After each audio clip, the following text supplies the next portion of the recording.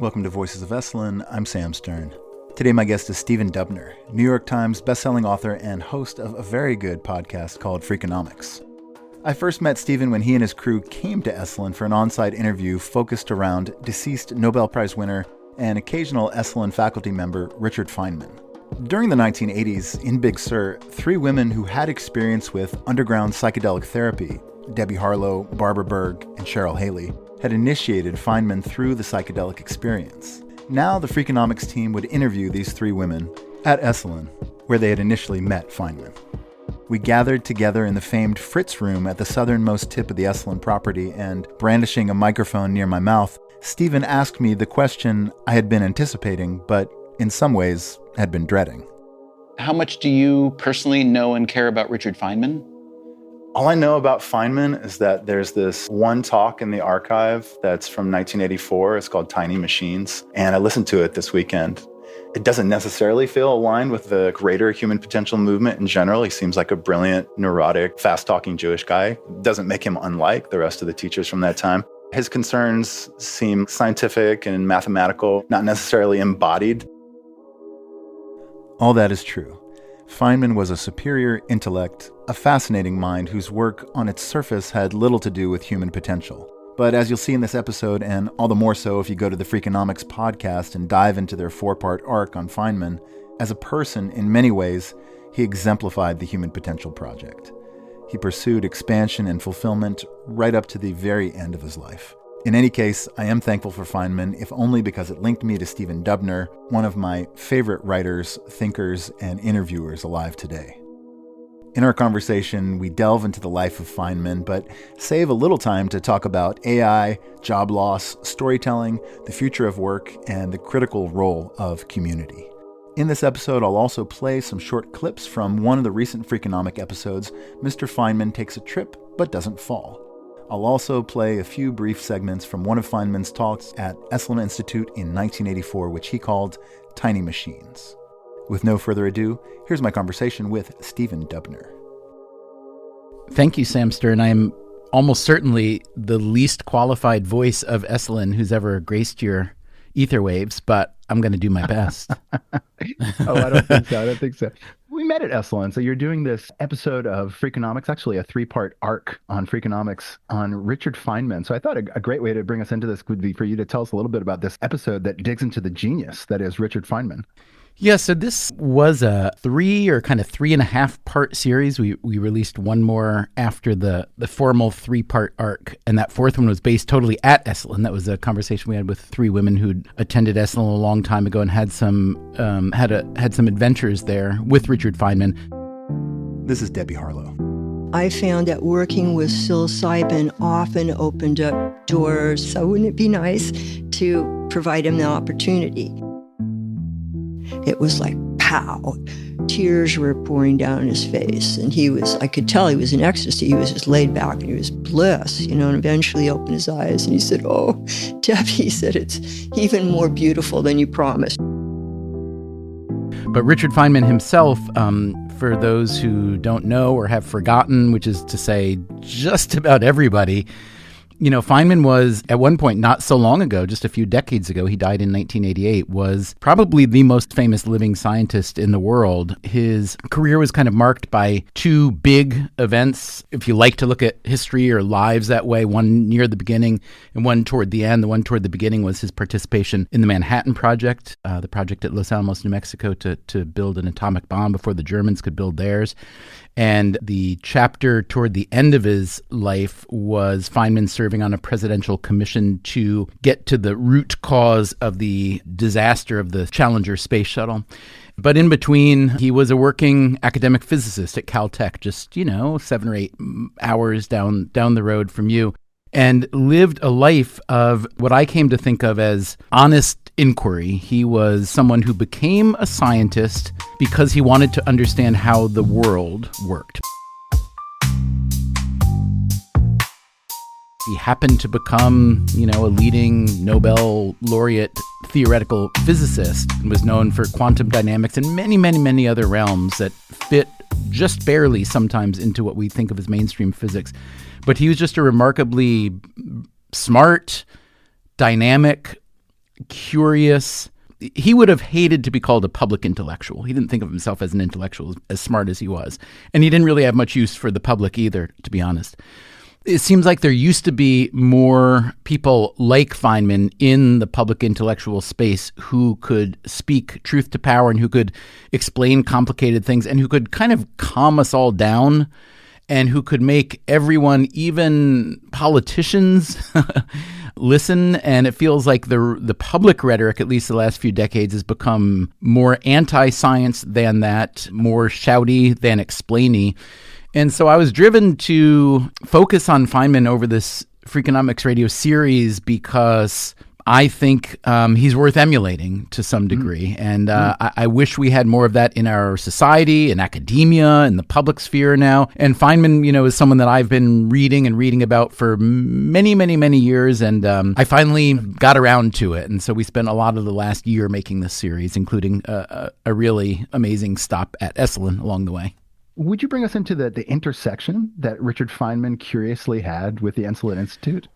So I guess you'd call him a frequent guest and occasional lecturer. Okay. Mm-hmm. He did give a few talks there. He enjoyed, I think he enjoyed all aspects of it. And the main event that we focus on in the series, because it was unknown even to Feynman aficionados, was a period toward the end of his life when he did some LSD and psilocybin mushroom experimentation with these three women I mentioned earlier, whom we called the three Graces, after the daughters of Zeus. They were just really smart, clinically minded, young professionals who had been experimenting with psychedelics for different treatments of therapy. This is in the early to mid 1980s. And Feynman intersected with them just at Esalen, and then the drug experimentation became the next move for him and them. This is Barbara Berg. I remember calling one of the LSD session. I thought it was so funny. He was lying on the same couch staring at a banana for 3 hours. Quiet as could be. Debbie had trained him well. He would just turn it once in a while. And afterwards I asked him what was happening. And he said, very sincerely said, I don't know. I was just looking at the banana. He had always been, his entire life, since he was a young kid, he'd always been interested in, I guess you'd call it consciousness, but it's more than that, different layers, different intersections, the conscious and the unconscious. He was always an experimenter, always trying stuff out, blowing stuff up, lighting things on fire, and so on.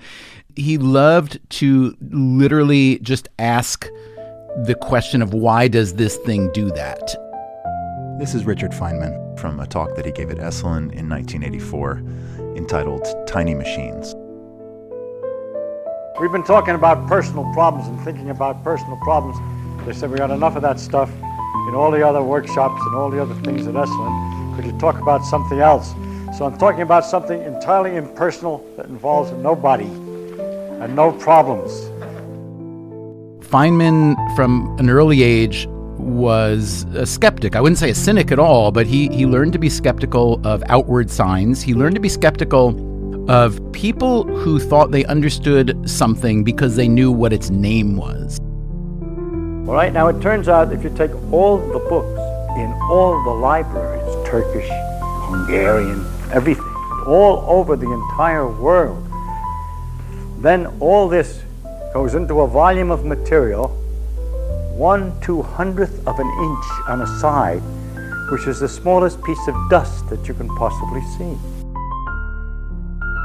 Even after he'd won his Nobel Prize, he was not a very two-way street academic. He didn't want to read anybody else's stuff, really. He was an original thinker, and sometimes that was redundant, repetitive, but that's the way he thought about the world. And so he was very curious about what humans are, not so much how they came to be, but how they operate. And he built, in his mind, this was not a professional thing really, this is more on the side, but he built his own kind of, operation manual for the human being. And a lot of that was the connection between, what's going on in the brain. And so from the time he was a little kid, he was very, very, very interested in all claims of mind power, everything from meditation to ESP and so on. And he thought most of it was total garbage. He thought that the mind was an absolutely amazing set of muscles or whatever they are, that because it's so powerful at times and because it's so mysterious, there was also a lot of opportunity for charlatans to come along and pitch stories about it. And so he was, in that regard, again, a good, healthy, skeptical scientist. We need tiny tools to push things around. Oh, as a matter of fact, if you went to the full limit, we wouldn't need chemists anymore. All that a chemist does is make a new molecule with a different arrangement of atoms. So if you went down to a small enough scale, you just put the atoms down where you want them to make the molecule.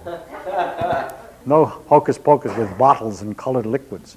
He was really interested in exploring the reality of his own mind, as one of the three graces that we spoke with at Esalen put it to us, as he was at exploring the reality of the natural universe.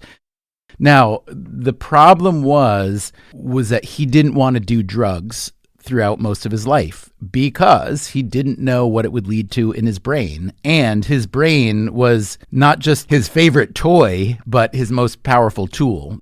Toward the end of his life, however, he suffered from cancer for quite a few years. It took a long time to kill him, but finally it did. But toward the end, when he knew that he didn't have much time, he finally changed his position on that. And so when one of these three graces at Esalen offered him the opportunity to do these drugs, he took it. This is Cheryl Haley. What I remember that I thought was quite significant was when Richard was getting off on LSD for the first time. We were watching the water, and the water was moving, and he started saying, "We've got to draw the line somewhere. We've got to draw the line somewhere."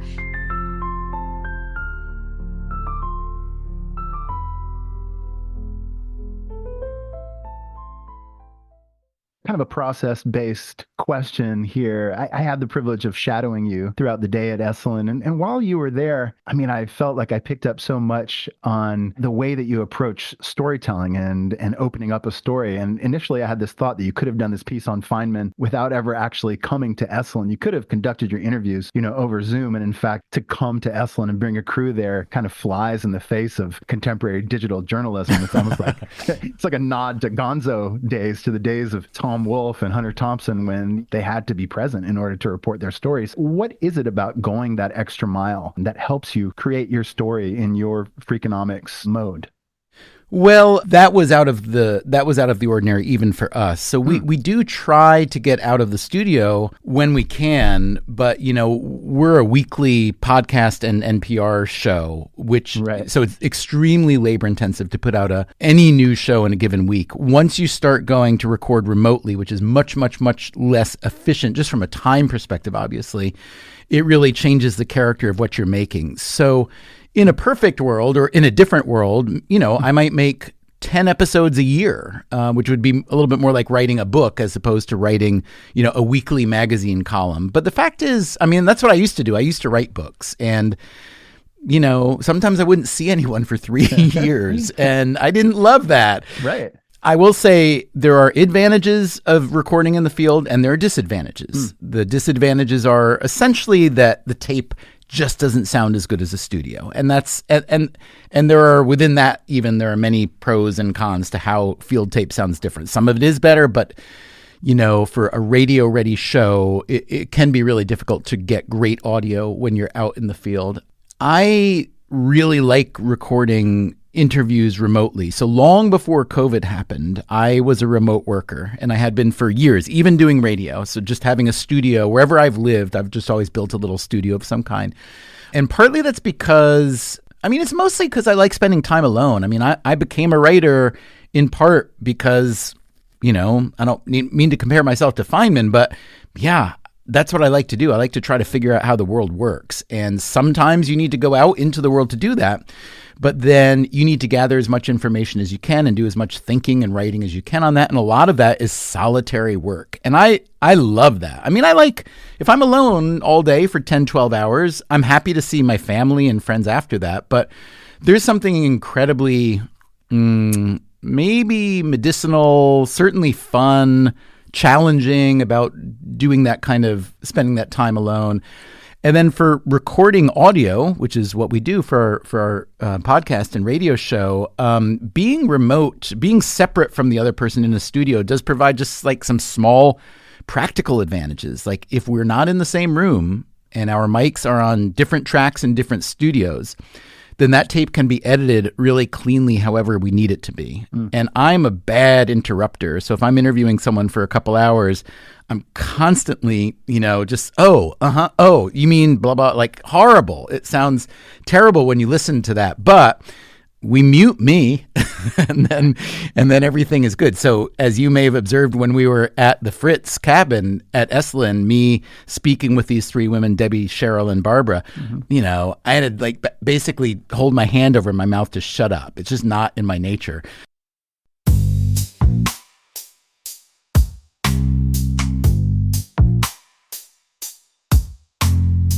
Let's pivot a little bit. I want to ask you about future thoughts. Given sort of the evolving nature of work as we blend the advancements in AI and technology, how do you foresee the future of work shaping up, perhaps over the next year or two only?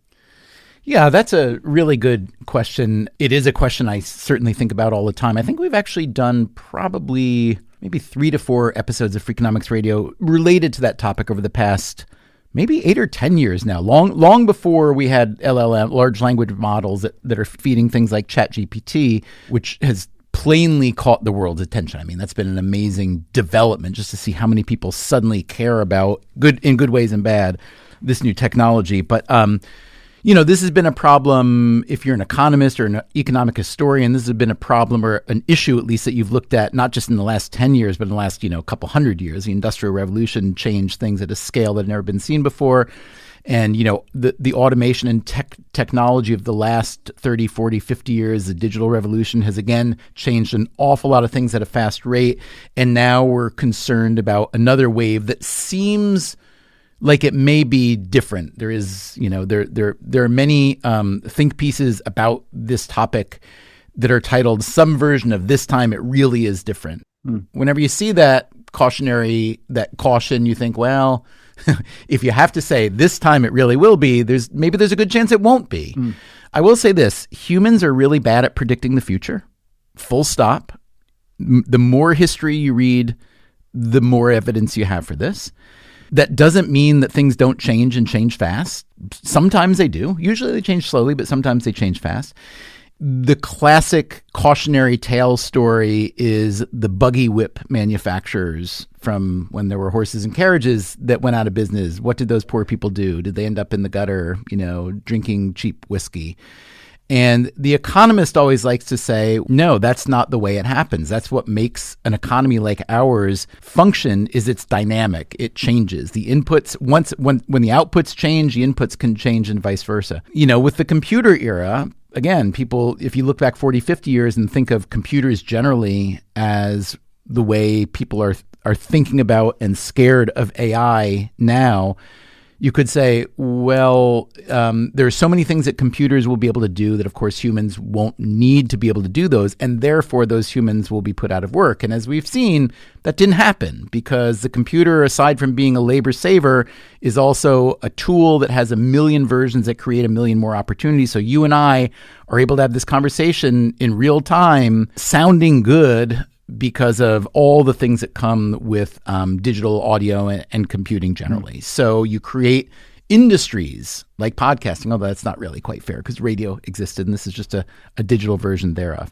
But anyway, that happens over and over and over and over again. Every economic historian that writes about history, that's essentially a description of what happens. But you also have to realize that, like I said, people are bad at predictions, even really smart people. So if you look at what happened in this country with manufacturing jobs over the past, let's call it 35 or 40 years, the big argument for the U.S. was, let's get China into the World Trade Organization. Let's make our economy more global. Let's consider ourselves true modernists in the sense that it doesn't matter if a given thing or process, if a car or whatever takes 10 different inputs to happen in different places, and the inputs are bought with money and the output is then bought with money. Money is so fungible that it doesn't matter where those things are done as long as people are getting paid the right price for it.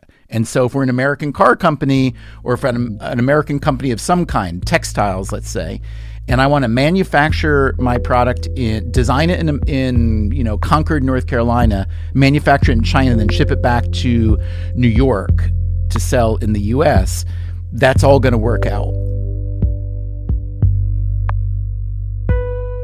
So that was the story that economists liked to tell, and politicians, about, the new age of economic globalism that's coming, or distributed labor like that.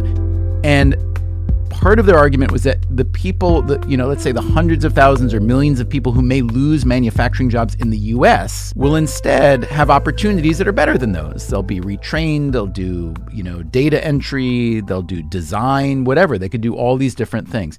As it turns out, a prediction like that often misses the fact that humans are not as predictable as we'd like them to be.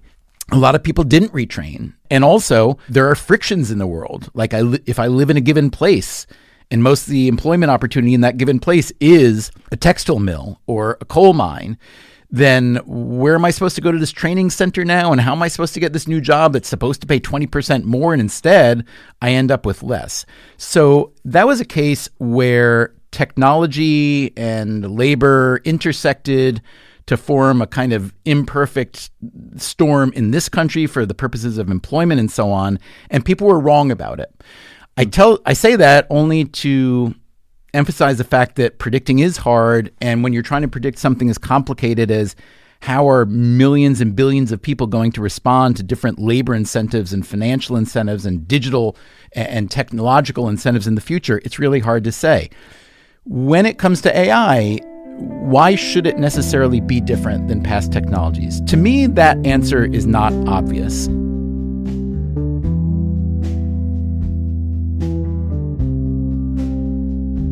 Some people, however, do believe that AI, by the nature of what it is or is trying to be, will have a higher replacement rate than anything has in the past. And if that's the case, then you've got a new set of issues. I wouldn't even call them problems. I mean, I think there are a lot of people, most people in the world hate their jobs. Yeah. I happen to like mine a lot. I'm guessing you do too. Mm-hmm. Love it. We're in the minority. Yeah. So you have to realize most people work every day to make money to eat and feed their and to take care of their families. That is, and they're doing something that they dislike, the vast majority of people. So this idea that more and more of the labor that most of us do not want to do can be done in a different fashion and therefore alleviate that need, I don't see how that's prima facie a terrible thing. Now, that kind of gets into the whole Calvinist argument that you need to work for your satisfaction and for your fulfillment and to feel like you're contributing. But, there are a lot of things we can all do to help ourselves and help each other that are not about working for a company that will, basically exchange your labor for income that you can use to buy food. If all those things are taken care of, that might open up possibilities that would be, truly wonderful. The short answer is we don't know. So, journalism is the first draft of history, they say. I think sometimes it's like the roughest version of the first draft. But if I'm trying to channel Feynman here, I think, man, what an amazing moment in history to be living through. All right, now let's see what we would have to do if we wanted to write the entire Encyclopedia Britannica on the head of a pin. Can we do that? The Encyclopedia Britannica has something 20, 30, some odd thousand pages. And you imagine that each page is on a special piece of paper, and you put them all over the ground, and you get a great big area, 20,000 square feet. And that has to be shrunk down to the size of a head of a pin. So if we could reduce the size of the words, the letters, the dots in the pictures, the whole thing, everything that's in the encyclopedia, only by 20,000 times this way, then we could write the entire encyclopedia on a head of a pin. Just try to look at it as closely as you can, observe it, be curious about every element of it, ask questions. It's really fun in a topic like this when someone is very, very sure of themselves. I love to just ask questions, just ask them to explain. This would be like what Feynman would do. Explain, wait, that connects to that how and why. Like he would ask questions he knew the answers to. There's this thing called, that psychologists call the illusion of explanatory depth. And it means that most of us think that we can explain things much better than we can. This really goes, again, to the kinds of, it's not even a misunderstanding that Feynman hated. It's a deceit. It's a form of cheating to pretend you know more. So these psychologists would do these neat studies where they would identify a hot button topic, gun control or whatnot, and they'd have people state their positions. And then they would run them through this different exercise that had nothing to do with the topic, like a zipper. They'd say, do you know what a zipper is, right? Yeah. Do you know how a zipper works? Yeah. All right, explain to me how a zipper works. Or they do it with like a ballpoint pen or a toilet. And all of a sudden, most people, they can't really explain. They know what it is. Like Feynman would say, they know the name of the thing, but they don't really know how it works or what it is exactly. And then after those people are made to understand that they may not understand something even as simple as a zipper so well, then you go back to the hot topic, the gun control or nuclear power, whatever it is, and you find that people are much more humble about their opinions. So this is where I see the depth and amount of training we should all be doing for ourselves to all be more aware of our limitations and our abilities. I think we're a wonderful species, but we should recognize our limitations. Thank you for that. I like that a lot. I got a lot out of that.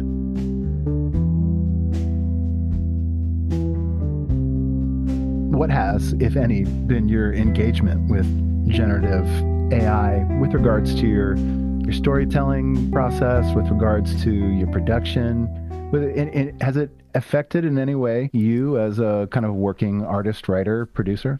I mean, I love using ChatGPT. I love using Perplexity.ai. Perplexity calls itself an answer engine as opposed to Google, which is a search engine. I've loved Google for many years, but we actually made an episode called, I think it was called Is Google Getting Worse? Although that sounds kind of lightweight now. I think we should have called it Has Google Become Terrible? Because if you're old enough to have been around in the beginning of search in the web, Google was the biggest magic wand ever. Like as a writer, it was just hard to communicate how wonderful it was. Then my experience, at least, and everybody's differs, is that it's become much, I'll just say it, worse over time because while it is really good at identifying links or sites or sometimes Google's own material that is connected to, let's say, buying something or doing something, something commercial, it's become less effective for me as a research tool. So ChatGPT has plenty of imperfections, but it's got a lot of benefit as not just a search or answer engine, but as an explainer. Perplexity AI, which I've only just begun playing with recently, I would say even more so. It's more conversational. It's really fast, and it identifies its sources, which ChatGPT is only, as far as I can tell, just starting to do in some cases. And as a journalist, you do want to know the sourcing because, these engines do have the ability to, the word they use is hallucinate. They have the ability to make up, to kind of get to a different state of thinking and make up facts, which you don't really want in a search or answer engine. So I look at these tools as being really useful. That said, I think there are all kinds of issues to consider. I used to work at the New York Times. These large language models will use databases like the New York Times to train themselves to become sentient-seeming beings. And you have to ask, what does that mean for the people who've created that content? Are they being remunerated for their labor? And as far as I know, at this moment, at least, certainly no. But I think even the even bigger question is if in the future, anything that's created by anybody in just about any public or quasi-public format is made available as raw data on which to train and then use a computer to be a much better version of that initial creator, then where do the incentives go for creators? Maybe that's an issue, maybe it's not. We don't really know. We've seen this in pop culture over and over again. The video was supposed to kill the movie, which it didn't, in part because it expanded the culture of movie consumption.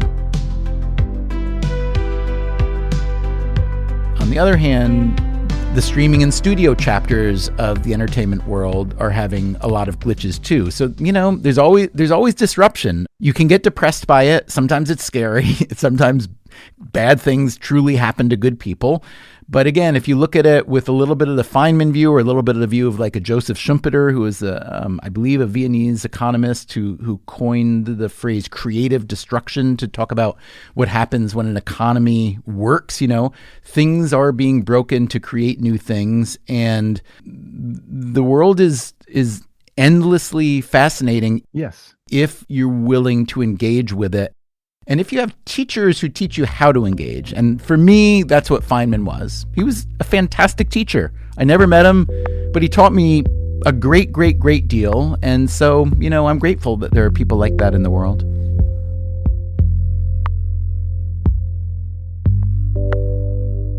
What's your point of view? I mean, having written a couple of best-selling books, they're predicated around being incisive. They're predicated around a certain mode of thinking, a way to examine topics in a sort of a useful/new way. What do you think about the process of them being sucked up into a data set in order to feed a large language model and probably improve that large language model, probably imbue it in a certain sense with some of your perspective? Yeah, no, right on. No, that's a great question. In fact, I will tell you, I think it was yesterday, I did interview the CEO of one of these answer engines, Perplexity, and I asked him a version of that question because because he was talking about he made a statement about the quality of their search returns, of their answer returns, let's call them, as being very writerly. He was trying to say why Perplexity is better than ChatGPT, which, whatever, that's his job to say that. He's the CEO of one. Yeah. And he was saying, our answers they're well written. And I said, well, no offense to you, I don't think they're well written. I think they're, they're English, they're coherent, cogent English, but they're nothing I would call well written. He said, okay, if that's the case, you should know that it will get better and better because it's going to keep imitating the better writers. So that definitely, Sam, that definitely got my attention to say, whoa, okay, wait a minute now. Does this mean that good writing, and look, I happen to be a person who cares a great deal about writing. Writing is something I've always loved. I've always loved doing, reading obviously as well. I've been a writer since I was a kid. We had a family newspaper. My dad was a newspaper man. I started my school newspaper. It was what I wanted to be really from the time I was a kid, in addition to a couple other things that I tried out first. And so to me, writing it's as complicated as a religion is. It's got all these different beliefs and elements and so on. And so the idea that writing itself could be subsumed or vacuumed up, as you said, by a computer and chewed up and spat out into a canonical version that's high enough quality that nobody would ever really care about voice or anything like that. Yeah, that depresses me a little bit.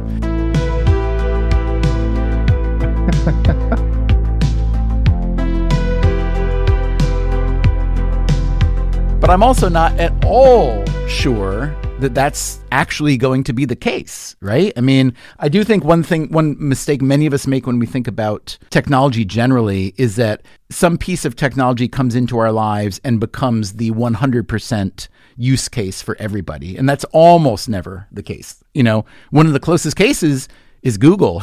Google is like between 85 and 90% dominant in the search market. So, but just because I'm using Chat GPT or Perplexity or Google to try to expand the set of ideas that I want to think about when I'm trying to tell a story, I look at them as tools and I want to have the best tools I can have. So will they be a replacement for some people in some areas? Absolutely. But, I'm guessing and hoping that's not the complete story.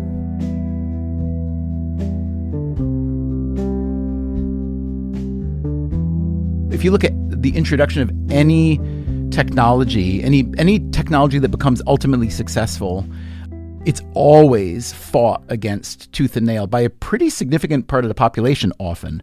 Electricity was incredibly scary and controversial. I remember reading, was it David McCullough who wrote all those good history books, one about the Brooklyn Bridge, when the Manhattan side span went up and was available for the public, they let people walk on it, up, I guess it was up the roadway, up the ramp. And many of them, and all of a sudden they're standing here at a height of what might be, I don't know, maybe what we would think of today maybe as an 8 or 10 story building, maybe something like that height. But this was pre-elevator. And so the tallest buildings around that area were, 4 or 5 story tenements. And so some people, according to my memory of this book, both of which might be wrong, I should say, these people would get up onto this span and look down on the rooftops of their buildings and pass out. It was too much. So if we think about that today, we think, oh my goodness, how naive, how silly. But the fact is that the human mind is a great learner in the realms where it can gain comfort and traction. But anytime you shift that traction or make it a little uncomfortable, we get a little bit wiggy. And that's what happens with new technology all the time. So, I take comfort in reading economic history like that because it calms me down a little bit in the now.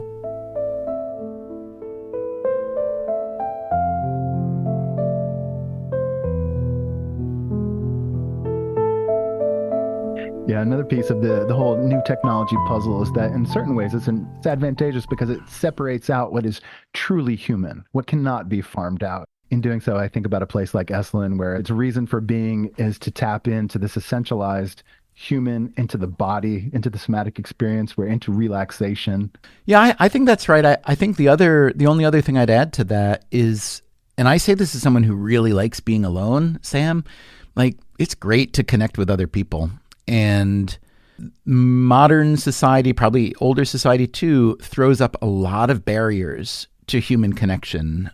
There's status and class, there's fear of others. There are all kinds of ways in which we are often not encouraged or incentivized to really connect deeply with other people. And then when you can do that, whether it's a loved one or someone you just met or someone you're getting together with in a place like an Esalen to explore a common set of ideas and questions, and then you make those human connections, I haven't found anything to replace that.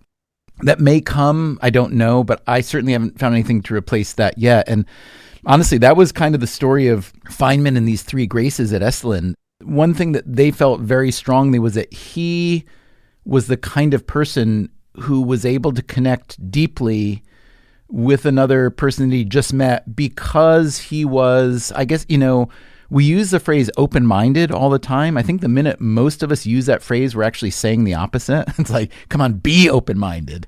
Change your mind to what I'm saying.